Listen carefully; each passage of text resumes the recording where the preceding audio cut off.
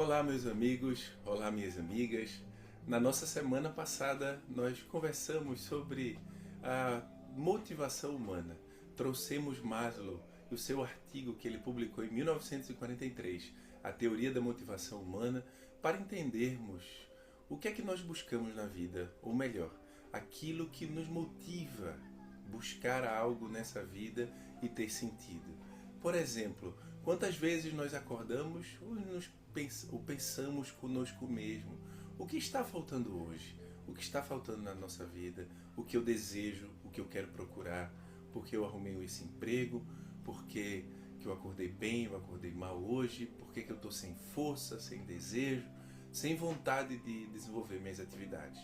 E é esse propósito, é essa intenção, refletir sobre esses aspectos.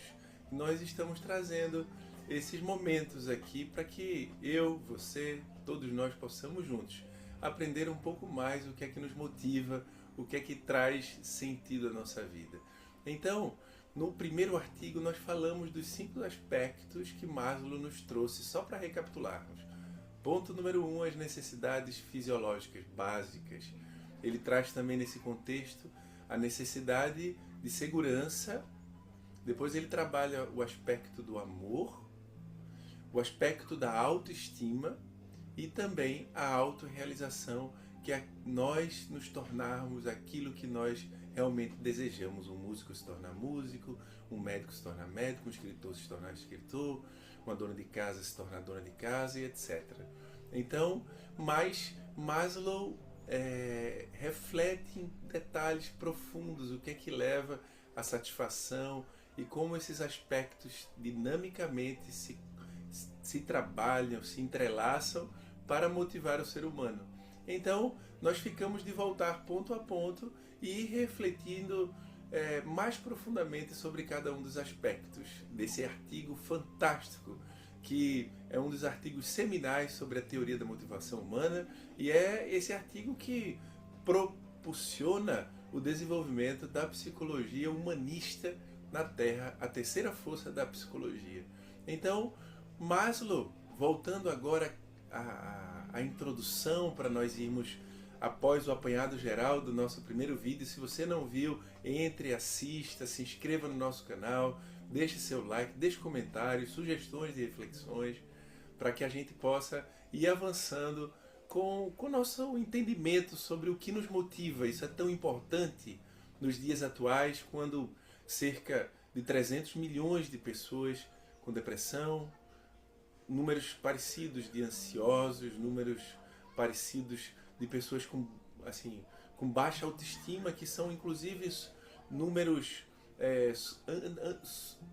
não estimados propriamente ditos, porque a baixa autoestima não tem sido nem avaliada especificamente do ponto de vista de psicopatologia. Tem muita coisa ainda a ser desenvolvida. Adler, um grande pensador, psicólogo vienense, já falava sobre a importância do desenvolvimento. Então tem muita coisa envolvida e nós vamos refletir ao longo dessa série que nós nos propusemos a trabalhar ao longo desse ano de 2026. Então Maslow fala que ele publicou um artigo anterior, um prefácio da motivação humana, né? O título é Prefácio à Teoria da Motivação, que ele publica no mesmo ano, em 1943, num jornal chamado Medicina Psicossomática, Psychosomatic Medicine. Então, ele começa, na introdução, ele traz 13 aspectos importantes, ele fala em 13 preposições essenciais para nós começarmos a entender como o ser humano se motiva, como nós temos força para mobilizar e buscar as nossas aspirações, os nossos propósitos. Então, o ponto número 1 que ele fala, né, a primeira preposição, é que o ser humano é um todo integrado, que a gente não pode entender o ser humano por um aspecto único. Por exemplo, a gente poderia pensar, o que me motiva é a vontade de comer. O outro diz, não, o que me motiva é buscar recurso financeiro e estabilidade financeira. Mas mesmo que cada um tenha uma motivação diferente, outros, por exemplo, o trabalho voluntário, o desenvolvimento da autoestima, do autoamor, mas Maslow nos traz a reflexão de que a motivação é um aspecto sistêmico, integrado, o todo. Hoje se fala muito em holismo, em visão sistêmica da vida, tiveram vários pensadores que trabalharam a esse respeito, e Maslow fala que toda a teoria da motivação não pode ser restrita a um aspecto único, mas que precisa ser observado os diferentes aspectos, porque eles interagem para formar um todo motivacional que somos nós. É como se nós fôssemos uma árvore, por exemplo. Se a raiz não estiver sugando água bem, as folhas vão se prejudicar. Ou se as folhas não estiverem fazendo bem a fotossíntese, consequentemente, também o caule, né? As raízes vão ficar prejudicadas, porque existe uma conexão sistêmica num organismo. As células interagem com os tecidos, interagem também com os órgãos, com os sistemas e, por sua vez, com a nossa mente. Então, Maslow traz um aspecto fundamental. Ele tira a motivação de pontos específicos separados para mostrar-nos que a motivação é algo sistêmico, importantíssimo, né? Se a gente quisesse usar uma linguagem para facilitar o entendimento, vamos imaginar um celular. Quando a bateria vai acabando, ele começa a perder algumas funções, você já não consegue gravar vídeo, não consegue mais ligar a lanterna. Então, existe toda uma interconexão, não só interna do indivíduo, intrapessoal, mas existem conexões interpessoais, que são conexões nossas com os indivíduos na nossa família, na nossa sociedade, no nosso trabalho, aonde quer que nós formos, com a política atual, com as situações que passam e que levam a gente a pensar, seja tragédia ou seja a se sentir melhor. Então é importante a gente compreender que Maslow traz e nos mostra que a motivação é algo sistêmico, ou seja, corpo, mente, emoções estão intimamente interligados, influenciando, por exemplo, o sistema nervoso, o sistema imunológico. Ou seja, se eu estiver feliz, satisfeito, motivado, o meu sistema nervoso vai produzir mais neurotransmissores que me dão prazer, que me dão satisfação. O sistema imune possui células que possuem receptores para neurotransmissores. Então a gente vai ter uma resposta imune melhor, a gente vai se proteger melhor contra as infecções, a gente vai regular melhor nosso sistema imunológico, a gente vai ter mais bem-estar e vai ter menos estresse, menos nervosismo mental, o nosso corpo melhora, o nosso corpo também saudável melhora a nossa mente. Ou seja, existe então um todo interligado, né? Vamos contextualizar isso, por exemplo, no âmbito fisiológico, que foi das necessidades básicas que Maslow nos traz. Por exemplo, você já percebeu que quando você fica com sede, você fica mais impaciente? A gente fica mais impaciente, angustiado, né? Por exemplo, com sede ou com fome, fica mais triste, pessimista. Se isso for aumentando, se a necessidade for aumentando, a gente vai ficando mais angustiado também, né? Por exemplo, se você tiver com sono, a mesma coisa, ou se aspectos da sexualidade humana, quando você tem mais desejo sexual, por exemplo, o indivíduo passa a perceber, ter mais atrações e perceber detalhes da sexualidade do outro em casa, ou dependendo de como você está, se você estiver solteiro ou não, você vai levando isso para outros contextos também da sua vida. Então, isso é muito importante nós observarmos. Se você tiver com hormônios à flor da pele, você passa a ter mais irritabilidade, ou dependendo do tipo do hormônio, mais calma, mais tranquilidade. Então é importante nós percebermos esse aspecto global.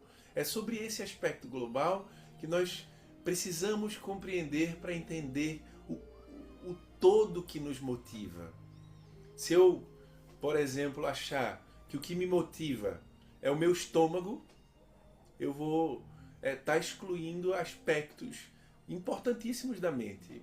Ou se eu não compreender que o sistema imune também pode ser algo que participa das nossas motivações, existe uma doença, um aspecto clínico chamado sickness syndrome, a síndrome do adoecimento, onde o indivíduo é colocado para descansar pelo sistema imunológico. Quando a gente está com febre, com dor de cabeça, percebam da vontade de deitar, de ficar mais tranquilo. Então, a motivação tem vários pontos importantes. O indivíduo, por exemplo, quando ele está com desejo sexual, não são só os órgãos genitais que estão com desejo sexual. É a mente, é o corpo, é a pele, são as emoções. Quando eu estou com fome, é a mesma coisa, e assim por diante. Quando eu medito, quando a gente faz yoga, por exemplo, você sente um bem-estar maravilhoso. Isso é porque, como nos traz num artigo muito importante de 2020, da professora Michele e dos professores Gregório e Herbert, que foi publicado no New England Journal of Medicine, ele fala que nós entramos na era da medicina corpo e mente. Antigamente, por exemplo, há cerca de meio século atrás, meditação era tido como um fenômeno marginal da medicina. Ele reflete sobre isso nesse artigo. E hoje, meditação, yoga, atividades mentais são tidas como fundamentais para o desenvolvimento da paz corporal. Já dizia o velho ditado, mente sã, corpo são, porque mente e corpo estão em constante interação. E quando que a gente foi perdendo esse todo, essa desintegração da forma de enxergar o mundo, né? Muitas vezes nós interpretamos errado até aquele que foi um dos pais dessa dissecação da forma de entender o mundo. Quem foi ele? Foi nosso grande pensador René Descartes, o filósofo francês, que, por exemplo, no seu livro Meditações Metafísicas, ele traz um ponto muito importante, mostrando que corpo e alma são entidades distintas. Ele fala em outros momentos, no Discurso do Método, no outro livro, da importância de se dividir em partes para se entender um fenômeno biológico, mas isso não significa que nós tenhamos que achar que não existe interação entre mente e corpo. Existe, por exemplo, hoje, aspectos médicos que estudam a interação do nosso sistema microbiano, da nossa microbiota com a nossa mente, o nosso intestino. Você já deve ter ficado, eu já fiquei, quantas vezes, nervoso, ansioso, preocupado demais, e doeu muito minhas costas, atacava muito a minha lombar, por exemplo. Ou, em algumas vezes, eu aumentava o suco gástrico, dava azia, e a gente vai se conhecendo, percebendo que emoção dispara que aspecto do nosso corpo. Mas, para entender se foi importante ao longo da história da humanidade, ao longo da ciência, e ainda continua sendo importante, nós dissecarmos, separarmos aspectos fundamentais, por exemplo, estudar a célula, estudar mitocôndrias, muito importante para entender o fenômeno da respiração ou da digestão celular, estudar os lisossomos, mas é importante entender como o funcionamento das mitocôndrias afeta o nosso corpo como um todo. Existem hoje síndromes relacionadas à mitocôndria, ou seja, uma pequena organela celular, ela está intimamente conectada com o nosso corpo, né? Não dá para a gente imaginar que o nosso corpo é algo ou uma parte pequena, né? Infinitesimal do nosso corpo, seja desconectado da nossa mente. Ou seja, físico, mente, hormônios estão em constante interação para que a gente possa desenvolver então nossas emoções. O cérebro, por exemplo, ele tem as partes que são importantes para o desenvolvimento mais racional, o controle das tomadas das decisões, o córtex pré-frontal, que vai se desenvolvendo ao longo do nosso desenvolvimento ontogenético, da nossa idade, chega ali a se desenvolver de forma quase que plena aos 25 anos de idade, mas pode continuar se desenvolvendo, mas atinge essa maturidade, mas não é ele que trabalha sozinho. O córtex pré-frontal, as nossas decisões são influenciadas pelo nosso sistema límbico, pelas estruturas que são manifestadas na amígdala, né? No córtex cingulado, em outras regiões do hipocampo, a memória, né? As nossas memórias daquilo que aconteceu na nossa infância. Então, é sobre isso, primeiramente, que nós queríamos trazer para nós compreendermos esse todo. Quando a gente está com fome, não é só o estômago que está pedindo comida, o intestino, são nossas células de diversas partes do nosso corpo que estão alterando o metabolismo e estão precisando receber nutrientes que entram pelo intestino delgado e vão se espalhando pela corrente sanguínea como um todo, né? Então esses sinais de falta de alimento chegam no cérebro, a gente começa a pensar, onde é que tem comida? A gente vai querer, começa a lembrar de coisas que a gente gosta, onde tem alimento, começa a mexer com o nosso comportamento, a gente pode, conforme falamos no início, ficar mais tenso, mais irritado. Eu gosto muito de fazer natação. Eu estava nadando ontem, né? Aproveitando para fazer esporte, cuidar do corpo, da mente também, cuidar do corpo e cuidar da mente.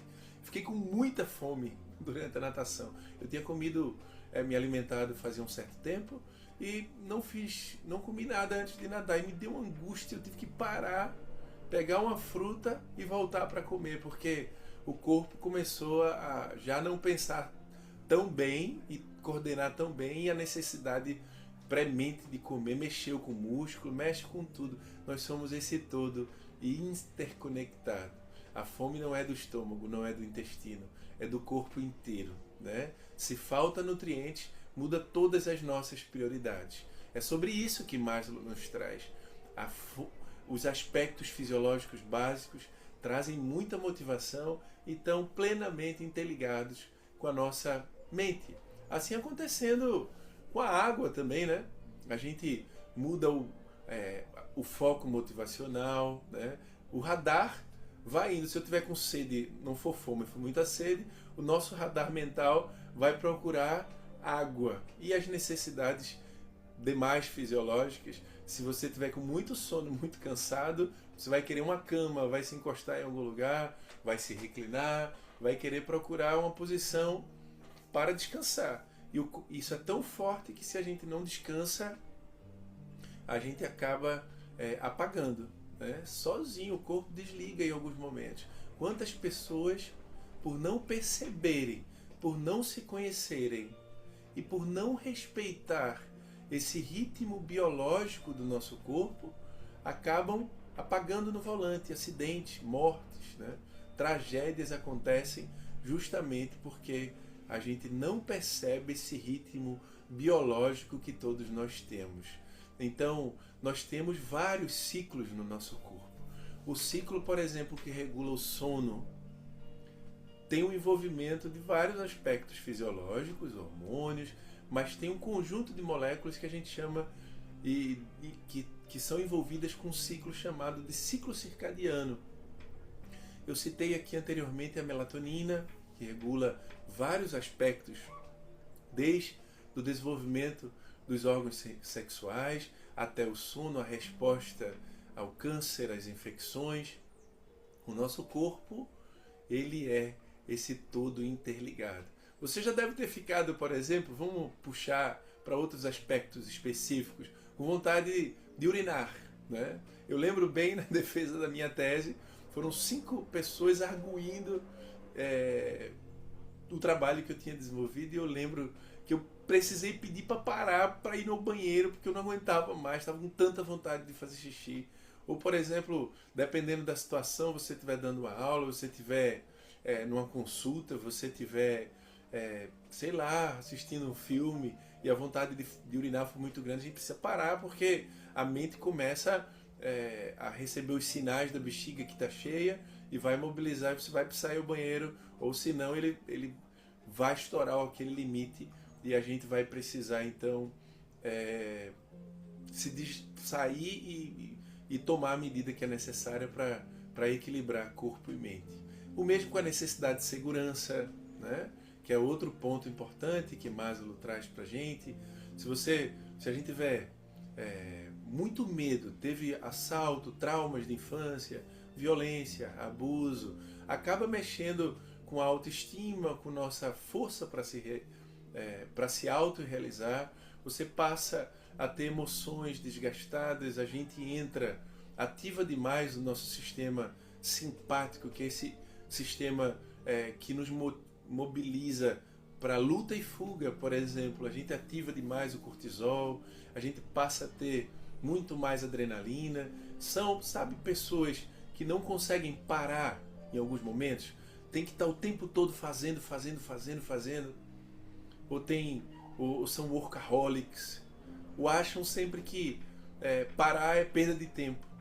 E hoje vários estudos mostram que pequenas pausas que nós fazemos ao longo do dia aumentam a nossa criatividade.